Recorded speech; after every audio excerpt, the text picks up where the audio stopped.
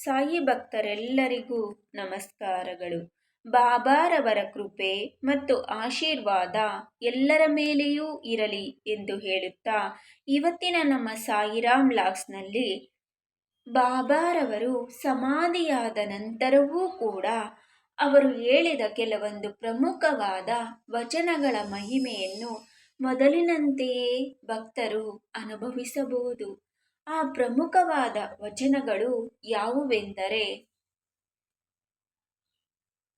ನನ್ನಲ್ಲಿ ನಂಬಿಕೆ ಇಡಿ, ನಾನು ಇಹಲೋಕವನ್ನು ತ್ಯಜಿಸಿದರೂ ಸಹ ನನ್ನ ಸಮಾಧಿಯಲ್ಲಿರುವ ನನ್ನ ಎಲುಬುಗಳು ನಿಮಗೆ ಧೈರ್ಯ ಮತ್ತು ಭರವಸೆ ನೀಡುತ್ತವೆ. ನಿಮ್ಮೊಡನೆ ನಾನೊಬ್ಬನೇ ಅಲ್ಲ, ನನ್ನ ಸಮಾಧಿಯೂ ಸಹ ಮಾತನಾಡುತ್ತದೆ.